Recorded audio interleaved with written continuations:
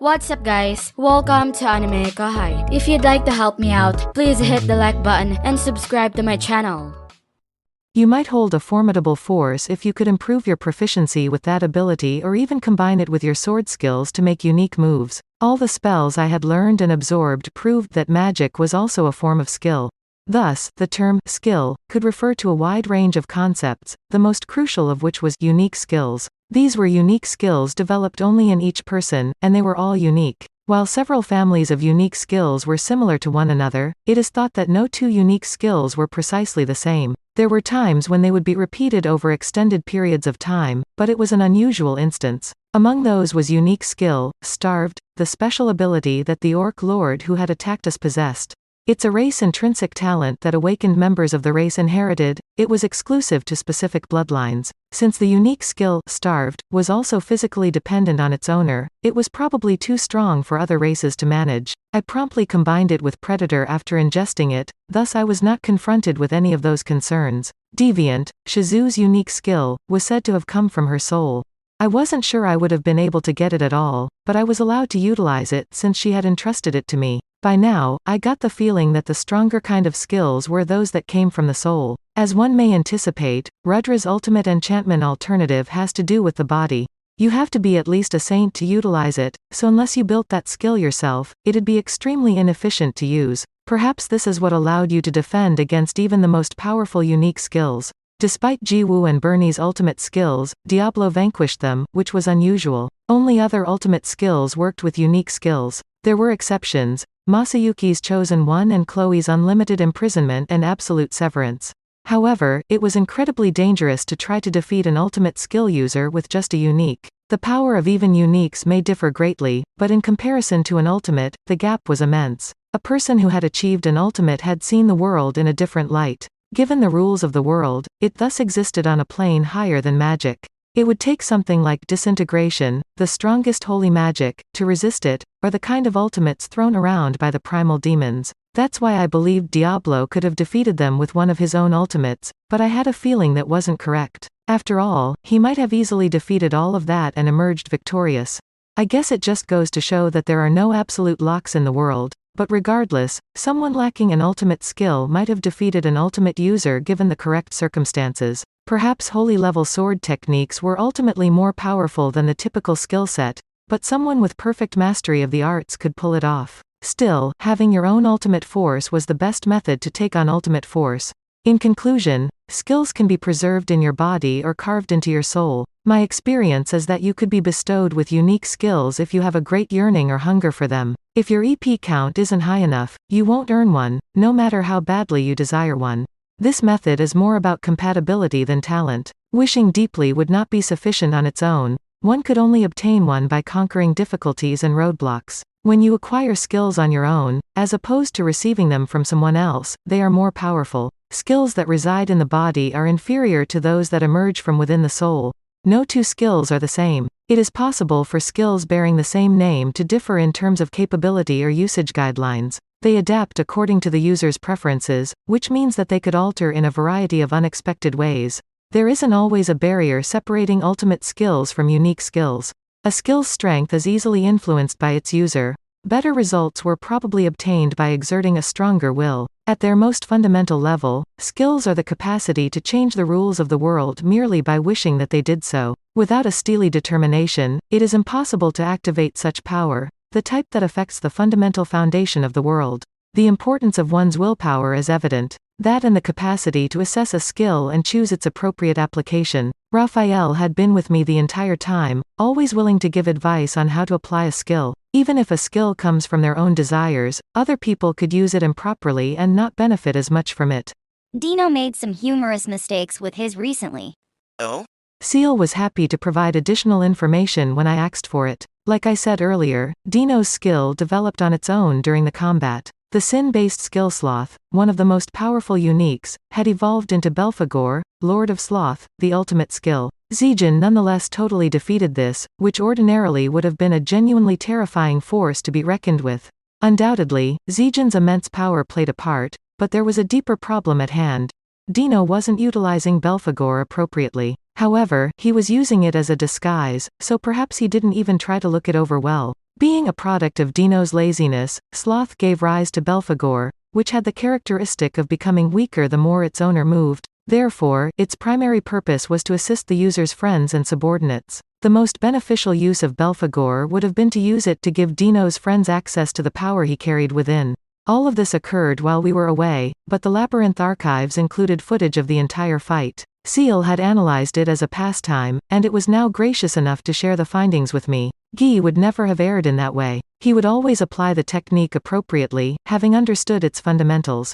Yet someone as indolent as Dino would never see what was truly lying inside and would instead evaluate a book by its cover. If anything, forcing Dino to perform real labor was the biggest mistake our adversary made this time. Had they left him to play hooky all day, as is customary, and forced his pals Pico and Gracia to do all the labor, Geld and Kumara may have found themselves in serious trouble. In a sense, we were fortunate. I think that in a way, the break that led to our victory was my giving Dino a job and showing him that labor can be fulfilling. If we ever bury the hatchet, I'd better tell all of this to him since it would be terrible for his future if he developed a reputation for making mistakes while working. Therefore, mastering your skills correctly can be far from simple. As with Masayuki, there are instances when they trigger without your knowledge or consent. Such kinds of skills were excruciatingly hard to control and even more challenging to completely grasp. Gaining control over the fundamentals of a skill was essentially the same as conquering your own thoughts. It was challenging, it required your whole life commitment. It would be impossible to realize a skill's actual value if you only considered it as a useful tool. You're absolutely correct. Please approach me more and be friendlier. Well, this seemed like the wrong way to understand it, but I chose not to think about it too much. There was a knock on the door just as I was coming to this conclusion. Benimaru entered under Shuna's guidance. You wanted me to come? Since this is a one-on-one interview, may I ask you what you wanted to ask me? As soon as he sat down on the couch facing me, he started talking. Maybe he believed this to be some kind of top-secret talk, but it was not. Oh, I'm sorry. This was just kind of a whim of mine. A whim? Yeah, this battle gave us all more power, right? I thought we'd take a moment to determine our combined war power since we can calculate each person's existence values in the labyrinth. I see. Yes, that's crucial. Benimaru's expression brightened. He must have been ready for a questioning concerning his life as a newlywed. Yes, of course, I'm interested in that kind of thing as well, but wouldn't it be abuse of my power if I asked you straight up? Would it? Because Soe is always saying things like, Ha ha ha, if you've evolved that much, you must be keeping up with domestic duties. I assumed I would need to assist you because you're such a late bloomer. and other things along those lines. Big brother? With a smile on her face and a dish full of cake slices, Shuna interrupted us. I felt my spine tingle from the sheer impact. Are you speaking disrespectfully to Sir Rimuru? Sorry. Even Benimaru, who was tough as nails, couldn't defeat Shuna. And, Sir Rimuru, look at you as well. You have to chastise my brother and refuse to put up with his foolish words. Yeah, okay. I'll make sure to. Retaliating would not solve anything. Knowing this, I bided my time till Shuna felt better. The cake itself was wonderful, but I could hardly taste it because we were so nervous. We both let out a loud exhale when Shuna removed the tray and walked away. Phew, that was a bad move. Indeed, the next time we discuss such matters, let's make sure it's at the appropriate time and location. That's right. I wanted to say that I also didn't like that talk. Why did things end up this way? Indeed. Nevertheless, the way he was putting it, it sounded awfully close to boasting. But later, we may discuss things in more detail. As we had agreed, I wanted to look into Benimaru's current situation for the time being. Name: Benimaru. EP: 4,397,788, plus Red Lotus 1.14 million. Race: Divine Oni. Greater Chaos Spirit. Flame Spirit Oni. Blessing: Rimuru's Blessing. Title: Flare Lord. Magic: Flame Spirit Magic. Skill: Ultimate Skill, Heat King Amaterasu.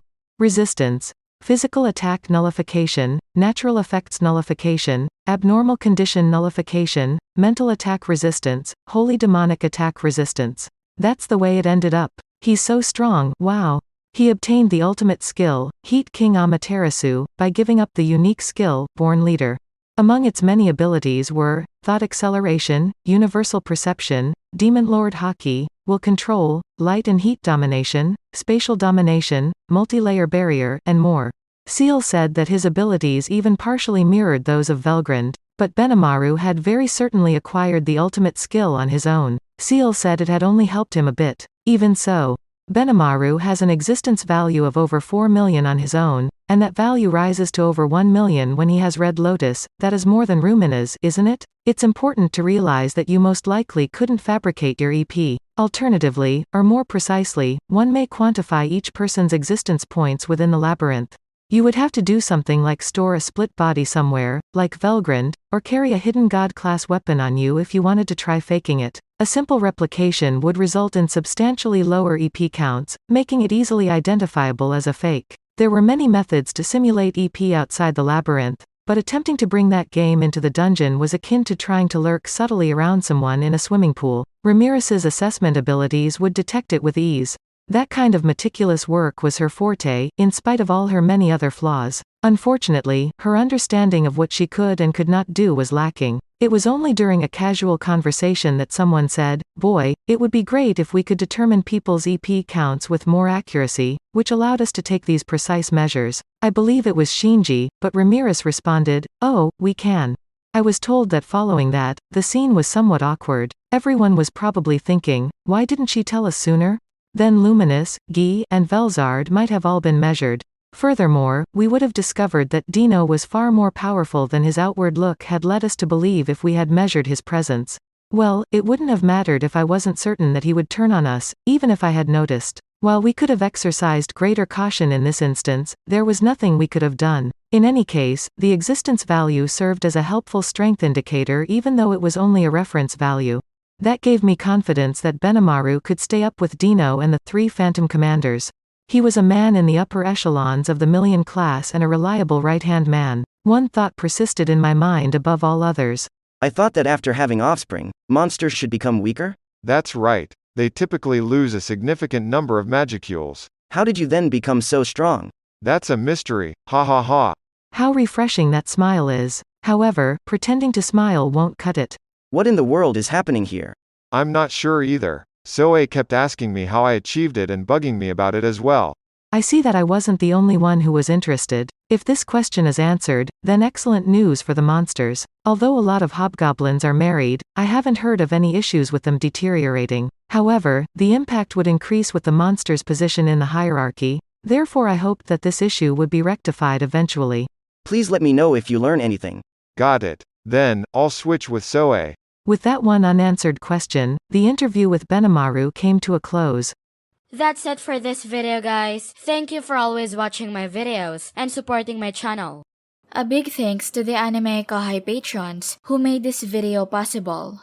Jared Bressler, Chad Vota, Chris Guzman, Havox, Speed Saber, Arijit Das, Curtis Loban, Judah Herrera, Justa Guy, Misael W. Hernandez, Zach Rossan, Jarius Ladek, Alfonso Smith, Donald Williams, Moab A, Day of Light, John M, John Charles, Godman Gaming, Markithian Tidwell, Andre L. Hamilton, Adrian, Kumo, Sanketh Chelu, T. Bush, John L, Edgar Fuentes, JV, Dirty Old Hobo, Thomas, J, Christ, Juan Ignacio, Joshua Cousins, Jose Hernandez, Vethelny, Lunel Scarlett, Khaled, Christian Deshazer, Cal Robs, Divine C. Harris, Panda Cats, Aaron Alarcon, DeAndre Nance, James Waters, Monty Boy 98, D-Man, Ruben, Luis Caro, Yuki Iki, Pedro Robles, Chris Jr., Isaac, Koala King 93, Little 95, Coyote de Peza, Quilly Buckner, Zephyros, Alver, Normal Defate, Joshua Andrade, L, Gary Miles, Dragon Spawn 666, J Rule, Sayonori, Liron Sangkap, Jason Martin, Christopher Mash, Echo Tski, Foolish Prophets, Ethan Madison, Charles Bailey, Sky T, Diego Ginoza, Nick H, Andre Hamilton, Jason Torres, Sesh, Guy Ansley, Simon Road, Emperor WSA, Mika Espinosa, George Hage, Pratik Bandari, Arod Dare, Faiz Mansour, Derihas Esquerte, Jackson Early, Carl Stephen Bernadal, Gareth Hashimoto, Steven Madison, Homelike Drop, Nasir, Mam Wang Min, Vasto Lord, Martin Ramos, Marl Barsha, Aditya Vyas, Hansel Ortega, Efrain Hernandez, Luca Gaming WTF, William Locke, Jordan Mersha, Bismarck Munoz, Arion Booker, Kamal Luke, Wei Jun, Alvin Quarty, Stone Larone, Steven, Mose Chaudhary, Jacob, MTU STP. Thank you so much for helping out. I'll see you guys in the next video.